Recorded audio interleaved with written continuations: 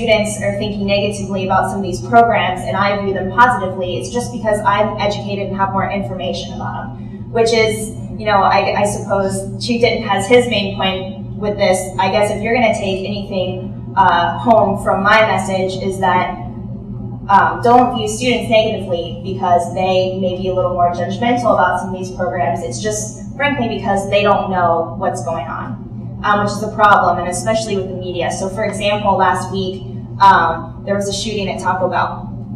I don't know how familiar you are with like Facebook and Twitter, but let me tell you, probably about 4 hours after that Taco Bell shooting happened, I don't even know if it was on the news yet, every Ohio State student that I know that was on Twitter and Facebook was talking about the shooting at Taco Bell. And so, like I said, students are very invested in safety. It's not that they just want to gossip about it. People are generally really worried. A lot of students gather in that area, the Gateway, things like that. So with these kind of efforts, I think students don't really know the specifics of what's going on. They obviously know the really obvious things, like officers tend to flood campus on game days. Whether they view that as, oh geez, they're just bugging me because I'm drinking or whatever, but they are aware of it.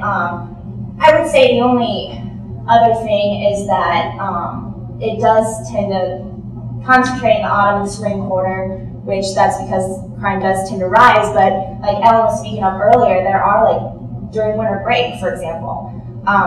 This year was my first time living on campus during winter break, and a lot of people were talking about it. I was in my apartment by myself. I had some friends sleeping on my couches because nobody wants to stay in their apartment alone during break. So you would be kind of surprised about how much students really are aware of what's going on, but they don't really know the specifics of what the police are doing. I think they know that they're there. But they do really, and again, we'll talk about this more with the JDP, but they kind of do view what Columbus is doing and Ohio State doing is completely separate. So that's kind of a problem. Which is perfect for our next initiative, and it's the Joint Patrol Project. This is kind of developed, a model after a program University of Toledo and the City of Toledo Police have carried out for over 15 years. It's been successful in this community.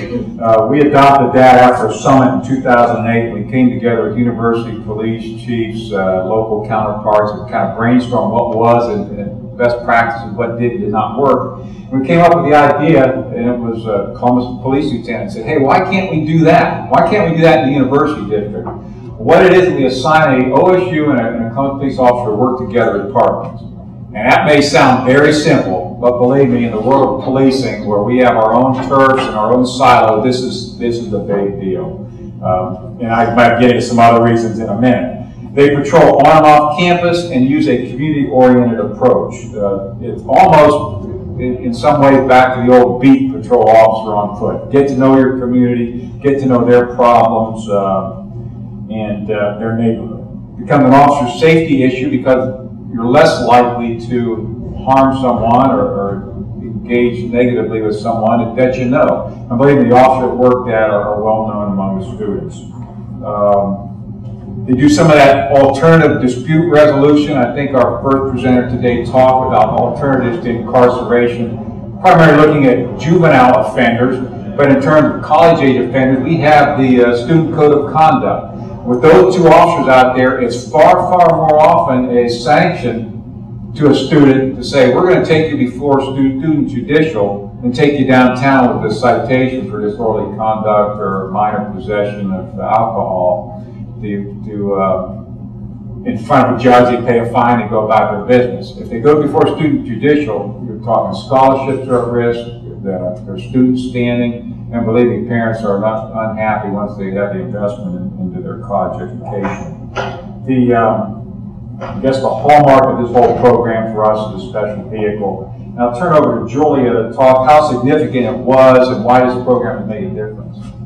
Right, so the Joint Police Patrol, this is something that both I personally and USG, because we paid for the vehicle itself, or half of the whole package, I guess, we get very excited about this. And this is really important because when you have a group of students, like student government, who don't really get too passionate about things rarely, this we are excited about. And that is important because what's been happening over the past year since we've been doing this is you have people like me who are going back to my apartment, my sorority, other groups that I'm in, and saying, hey, do you know that there's an Ohio State policeman driving around with a Columbus policeman, and you know, I met them and they did that, and you'd be so surprised because students really are interested, and they think that's really cool. And so the vehicle, as you can see, it's kind of hazy because I know the lights are on, so it says the City of Columbus and the Ohio State University.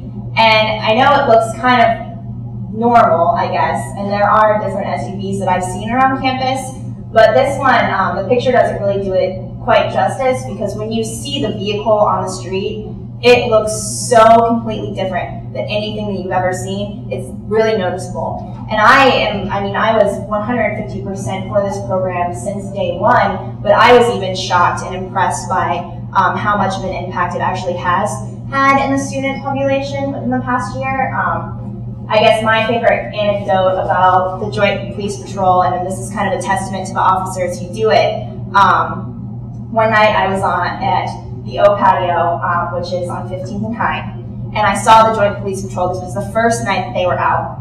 And my friend and I, who was also in USG, saw the Joint Police Patrol drive by and got so excited that our car, we say that's our car whenever we see it, drove by, that we called the OSU officer, his name's Officer Holbert, who was in the car.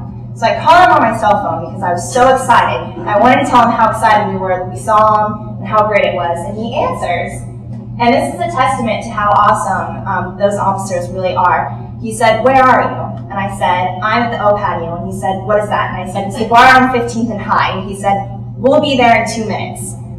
So 2 minutes later, they come, they pull in the parking lot, Kinko's, and I thought this was just going to be, you know, a little quick meet and greet, hey, how you doing? Wow, the car looks great. Little do I know, they pull in the Kinko's parking lot. The whole crowd at the O Patio goes, oh my gosh, look, there's Scott Holbert. And people go running, and they're letting the students look in the car, they're talking to the officers. It ended up being a huge scene, but I could not have been more happier, because you might think, that's kind of dumb, that's a waste of their time, but it's not, because those 200, 300 students who were at that bar at that particular night went home and told all of their friends, and every other time they see that car on campus, they're like, you know, I know that officer, I met him. Something happens, you know, I can wave him down, or they're going to be there. So I can't speak enough about how important it is to have that relationship, as well as the officers that are actually in the vehicle. And as Officer Riley talked about a liaison program for the communities that Columbus Police serve, we see this as a liaison to our communities. We're getting prepped for time. I'm going to pass through the rest of it. There are impediments to it. We have some challenges, you know, particularly with Columbus budget and funding and status that it is. There are some legal mutual aid issues. I want to leave some time for questions for the entire panel. I appreciate your attentiveness this close to lunch.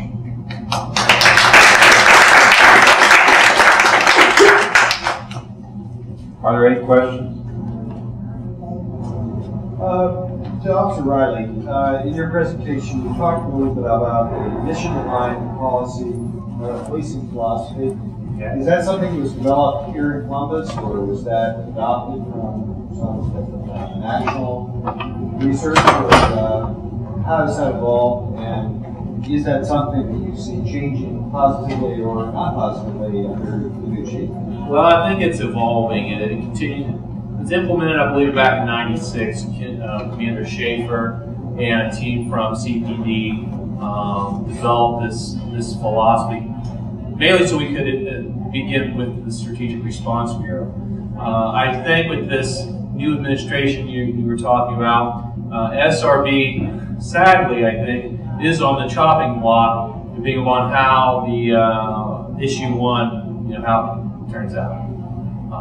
You know, we may keep parts of it may go to a different section within the Division of Police, and parts of it may just fall out altogether. I don't know, we're just hoping for the best, but I think that because we only thought it was going to last for 3 years. We received government funding